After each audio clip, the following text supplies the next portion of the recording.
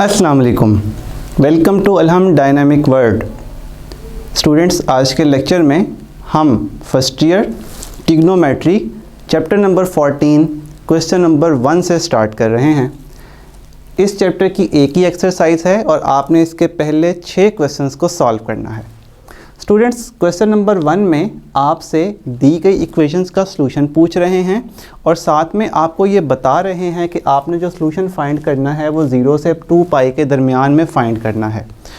हम जानते हैं कि ऐसे सॉल्यूशन का नाम प्रिंसिपल सॉल्यूशन होता है, तो हमसे वो प्रिंसिपल सॉल्यूशन की डिमांड कर रहे हैं। क्वेश्चन नंबर 1 का पार्ट नंबर 1, इसके टोटल 4 पार्ट्स हैं। इन 4 पार्ट्स को हम सॉल्व करने लगे हैं। क्वेश्चन नंबर 1 का पार्ट 1 है sin x इक्वल्स टू -√3/2।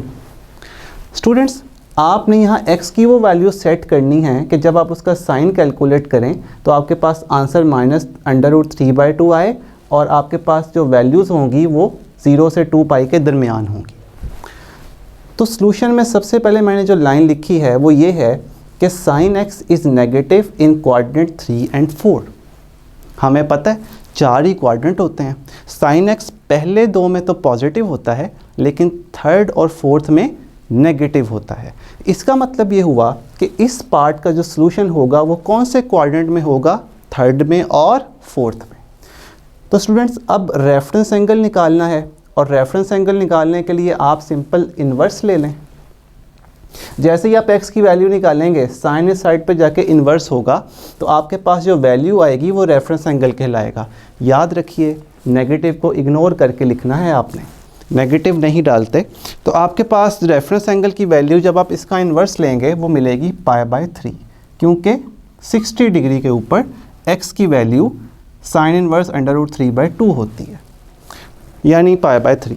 तो स्टूडेंट्स, 3rd क्वाड्रेंट में जाने के लिए आपको पाई में रेफरेंस एंगल ऐड करना पड़ेगा और 4th क्वाड्रेंट में जाने के लिए आपको 2 पाई में से रेफरेंस एंगल माइनस करना पड़ेगा। तो लिख देते हैं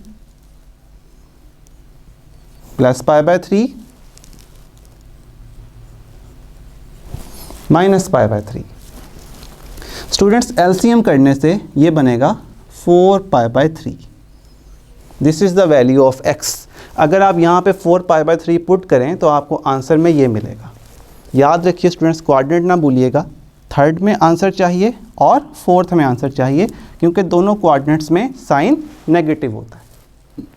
स्टूडेंट्स, यहाँ पे भी एलसीएम कीजिए। 3 × 2 6π -π 5π/3। अब चूँकि हम एक प्रिंसिपल सॉल्यूशन निकाल रहे हैं तो हमें रेपिटेशन नहीं चाहिए, हमारे आंसर रिपीट नहीं करेंगे। 0 से 2 पाई के दरमियान में आंसर सिर्फ यही 2 होंगे। तो सॉल्यूशन सेट में भी आप आंसर एज इट इज़ लिख दीजिए। First one is 4π/3 and second one is 5π/3। This is the answer of the part 1। Part 2 में students cosecant theta equals to 2 दे रखा था, मैंने इसको साइन थीटा में कन्वर्ट किया है, विच इक्वल्स टू 1/2। रेसिप्रोकल हो जाएगा ना। तो ये वही एग्जांपल है जो हमने प्रीवियस लेक्चर में देखी थी। इसका सॉल्यूशन आप वहाँ से देख लीजिए, आपकी बुक में भी सॉल्व है। 3rd पार्ट में students secant x equals to -2। तो इसको जब आप cos x की फॉर्म में लिखेंगे, आप जानते हैं सीकेंट x रेसिप्रोकल किसका होता है, cos x का, तो आपके पास -2 -1/2 बन जाएगा। अब cos x नेगेटिव कहाँ कहाँ होता है, 2nd quadrant and 3rd quadrant. जानते हैं आप, cos x जो है वो 1st में और 4th में पॉजिटिव होता है, इन 2 में नेगेटिव होगा। रेफरेंस एंगल कौन सा होगा जी, तो स्टूडेंट्स वो π/3 होगा। यानी जब आप इसका इन्वर्स लेंगे, x equals to cos inverse 1/2, तो वो आपको π/3 देगा और माइनस इग्नोर करना है आपने यहाँ पे, यानी कि 60 डिग्री इसकी वैल्यू आ गई। अब हम 2nd क्वाड्रेंट में सॉल्यूशन ढूंढेंगे और 3rd में ढूंढेंगे। याद है आपको, 2nd में जाने के लिए पाई में से रेफरेंस एंगल माइनस करते हैं और 3rd में जाने के लिए पाई में रेफरेंस एंगल ऐड करते हैं। कर दीजिए।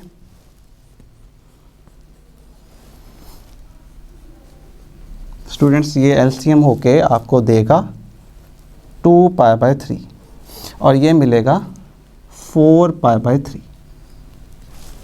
बस यही दो वैल्यू सॉल्यूशन सेट में आ जाएंगी। रिपीट नहीं करना, कोई पीरियड ऐड नहीं करना, क्योंकि आपसे प्रिंसिपल सॉल्यूशन डिमांड कर रहे हैं, जनरल सॉल्यूशन की बात नहीं कर रहे। पार्ट नंबर 4 में students cot theta equals to 1/√3 दे रखा है। तो सबसे पहले तो कॉट से जान छुड़वाइए, इसको tan थीटा लिख दीजिए और उसे √3 लिख दीजिए। आप जानते हैं कि 60 डिग्री पे tan √3 होता है, तो आपके पास जब इसका इन्वर्स कैलकुलेट होगा तो जहाँ पे जो थीटा की वैल्यू आएगी वो स्टूडेंट्स क्या आएगी, π/3। और किस किस जगह पे tan पॉजिटिव होता है, थर्ड में और फर्स्ट में। और आप जानते हैं स्टूडेंट्स यहाँ पे कि जो थीटा की वैल्यू हमारे पास निकलने वाली है ना, वो फर्स्ट क्वाड्रेंट में तो रेफरेंस एंगल ही होता है, तो इसका मतलब है फर्स्ट क्वाड्रेंट में जो π/3 है वही इसका आंसर होगा। और जो सेकंड क्वाड्रेंट है ना, थर्ड क्वाड्रेंट जो है, उसमें जाने के लिए आप क्या करते हैं, पाई में रेफरेंस एंगल को ऐड करते हैं। तो पाई में आप π/3 ऐड कर दीजिए और एलसीएम कर दीजिए, 4π/3। इसका मतलब ये हुआ स्टूडेंट्स कि सॉल्यूशन सेट में वैल्यूज़ जो मिली हैं वो π/3 एंड 4π/3 मिली हैं। बस यही आपका सॉल्यूशन सेट है और यही आपका आंसर है। यहाँ पे क्वेश्चन नंबर 1 का सॉल्यूशन एंड हुआ। जी स्टूडेंट्स, तो हम करते हैं एक्सरसाइज 14 का क्वेश्चन नंबर 2। इस क्वेश्चन के फर्स्ट पार्ट में आपको सॉल्व करने के लिए कहा गया है tan square theta equals to 1/3। यहाँ पे आप नोट कीजिए कि प्रिंसिपल सॉल्यूशन डिमांड नहीं कर रहे, यहाँ पे जनरल सॉल्यूशन डिमांड कर रहे हैं। मतलब आंसर्स में आपको पीरियड्स ऐड करने पड़ेंगे क्योंकि आंसर रिपीट होते जाएंगे। तो स्टूडेंट्स, सबसे पहले tan square theta equals to 1/3 के केस में आपको ये स्क्वायर ख़त्म करना पड़ेगा। जैसे ही आप स्क्वायर ख़त्म करेंगे तो आपके पास जो tan थीटा है वो +-1/√3 बनेगा। अंडर रूट लेने से ये तो कट जाएगा ना, 3 के ऊपर अंडर रूट आ जाएगा। अब यहाँ पे दो केसेस हैं, एक +1/√3 और एक -1/√3। तो सबसे पहले हम देख लेते हैं +1/√3 वाला केस। यहाँ पे स्टूडेंट्स tan थीटा पॉजिटिव है, कहाँ कहाँ होता है, फर्स्ट में और थर्ड में। और रेफरेंस एंगल इसका क्या होगा, 1/√3 का रेफरेंस एंगल कैसे करेंगे, आप इसका tan इनवर्स ले लीजिए। थीटा की वैल्यू आपको मिलेगी π/6। 30 डिग्री पे ये 1/√3 होता है। तो स्टूडेंट्स बताइए, क्वाड्रेंट 1 में तो वही आंसर होगा ना, थीटा का आंसर वही होगा।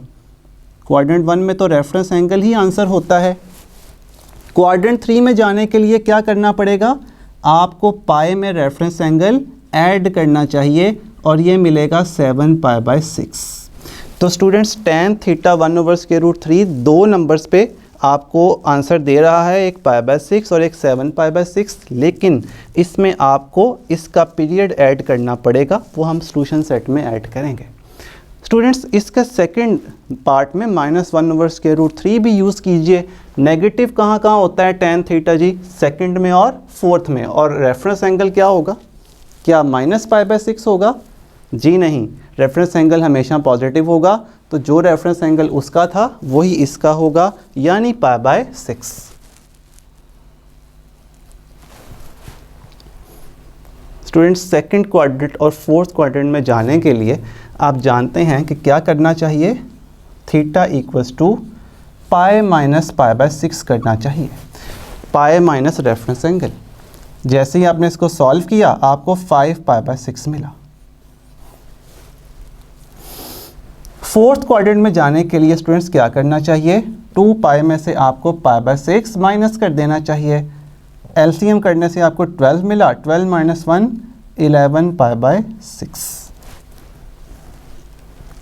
अब स्टूडेंट्स हम इसका सॉल्यूशन सेट लिख सकते हैं। सॉल्यूशन सेट में आप नोट कीजिए कि हम सब के जो वैल्यूज़ ऑफ पीरियड्स हैं वो ऐड करने जा रहे हैं, π/6 में, 7π/6 में, 5π/6 में और 11π/6 में। अच्छा स्टूडेंट्स, अब आप ये भी नोट कीजिए कि इसमें से कुछ सॉल्यूशंस ऐसे हैं जो कि सॉल्यूशन सेट में नहीं आएंगे और कुछ ऐसे हैं जो सॉल्यूशन सेट में लिखे जाएंगे। आइए देखते हैं कौन कौन से हैं सॉल्यूशन सेट।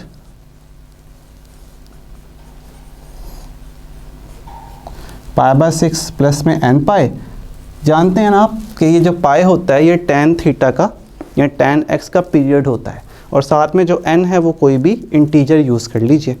और स्टूडेंट्स इसके साथ हम एक और सॉल्यूशन ले रहे हैं 5π/6 का, और इसमें भी n पाई ऐड कर दीजिए और बताइए कि n क्या है, इस बिलोंग्स टू इंटीजर्स।